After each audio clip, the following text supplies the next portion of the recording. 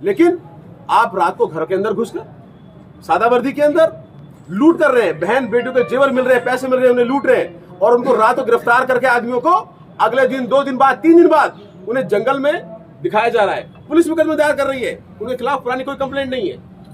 अगर है उसके बावजूद अगर अभी वो अंडर ट्रायल है, आपने मुकदमा किया है, उनका ट्रायल होने दीजिए, कोर्ट साबित करेगा कि कौन दोषी है और कौन दोषी नहीं है।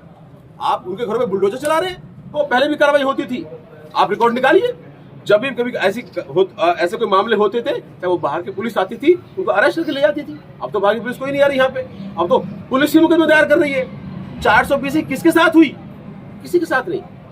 शक के आधार पे मुखबिर ने सूचना दी, इस आदमी को पकड़ लिया। और मैं आपसे एक और आरोप लगाना चाहता हूं, ये सारे झूठे मोबाइल हैं, ये सारे झूठे सिम कार्ड हैं। मैं दावे की गारंटी के साथ कहता हूं, आप थाने के रिकॉर्ड का जो माल खाना है उसका ऑडिट करा लीजिए। जितनी जब्ती होती है उतना माल, उतना सामान नहीं है इनके पास में।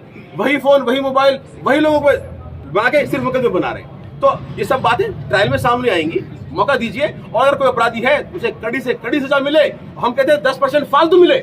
ना मुस्लिम समुदाय, ना इस इलाके के क्षेत्र के लोग इस काम को पनपने देना चाहते हैं, लेकिन ये लोग कार्रवाई नहीं करना चाहते। ये लोग सिर्फ झूठा माहौल बनाकर जनता में भय और खौफ पैदा करना चाहते हैं और कानून की धज्जे उड़ा रहे हैं। साहब, एक सवाल ये बनता है कि पुलिस और प्रशासन का ये कहना है कि जिस जमीन पे उन्होंने अवैध संपत्ति बनाई वो सरकारी है, गैर मुमकिन नाला है।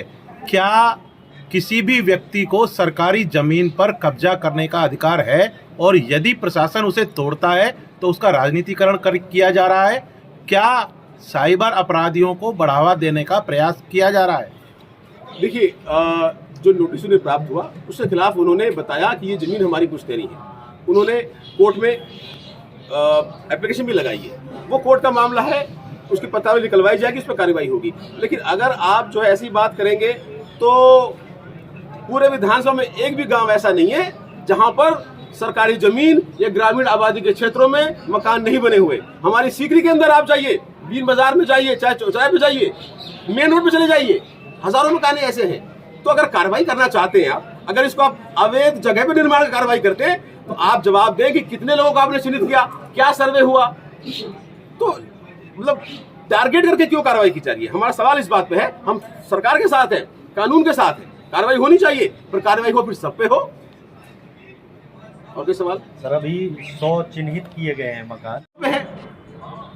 थाने और तहसील के अंदर दलाल उठा दिए गए हैं। अक्सर लोग मुझे पर शिकायत करने आते हैं, मैं नाम बताता हूं आपको जो लोग दलाली कर रहे हैं। यहाँ पे तहसील के अंदर एक रविंद्र कसाना नाम का आदमी है, सुबह 9 बजे आता है, शाम को 6 बजे जाता है। इसका कौन सा काम है? कौन से पद पे काम करता है? इसका काम है तहसीलदार के लिए दलाली करना। हक त्याग हो, चाहे कोई नामांतरण हो, उस पर दलाली ली जा रही है। हमारे सीकरी के व्यापारी से 90,000 रुपए मांगे गए।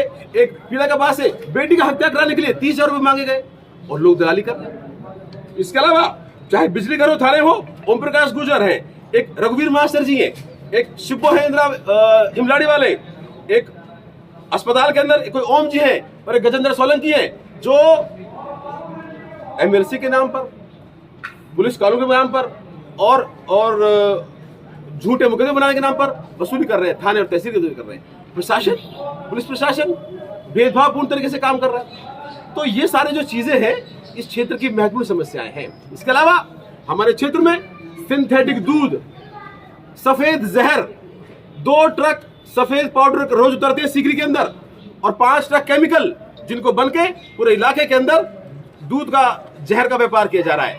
और अगर छोटे अधिकारी उन पर कार्रवाई करते हैं तो वो लोग मंत्री महोदय के साथ अपनी फोटो दिखा के उनको दबा दिया जाता है। ये कौन सरकार के लोग हैं जो इन्हें संरक्षण दे रहे हैं? तो आज इस प्रेस वार्ता के माध्यम से मैं गुजारिश करता हूं मुख्यमंत्री महोदय से कि जवाब दें, क्या हमें इन अस्पतालों का हक इस जनता का नहीं है? क्या इस प्रशासन पे इस जनता का इस तरह से प्रताड़ना की जाएगी? और अगर हम पुलिस प्रशासन की बात करें तो पुलिस प्रशासन के अंदर भी जो है धर्म और जाति देख के कार्रवाई हो रही है। जो लोग गलत करता है हम उसके खिलाफ हैं, वे सख्त कार्रवाई होनी चाहिए, उसकी कड़ी निंदा करते हैं, पूरा समाज कड़ी निंदा करता है। लेकिन आप रात को घर के अंदर घुसकर सादा वर्दी के अंदर लूट कर रहे हैं। बहन बेटियों के जेवर मिल रहे हैं, पैसे मिल रहे हैं, उन्हें लूट रहे हैं और उनको रात को गिरफ्तार करके आदमियों को अगले दिन 2 दिन बाद 3 दिन बाद उन्हें जंगल में दिखाया जा रहा है। पुलिस मुकदमा दायर कर रही है, उनके खिलाफ पुरानी कोई कंप्लेंट नहीं है। अगर है उसके बावजूद अगर अभी वो अंडर ट्रायल है, आपने मुकदमा किया है, उनका ट्रायल होने दीजिए, कोर्ट साबित करेगा कि कौन दोषी है और कौन दोषी नहीं है। आप उनके घरों में बुलडोजर चला रहे हैं। ऐसे तो केजरीवाल जी भी घोटाले के अंदर, जेल के अंदर है। आपकी हिम्मत है, इस पूरी बीजेपी सरकार की, केंद्र सरकार की हिम्मत है तो केजरीवाल के बुलडोजर चला के दिखाए। तो ये भेदभावपूर्ण रवैया जो है बहुत निंदायक है। कानून से देश चलता है, बाबा साहब के संविधान से देश चलता है, लेकिन संविधान का पालन सबको करना पड़ेगा। सर नोटिस दिया गया है, कहा गया है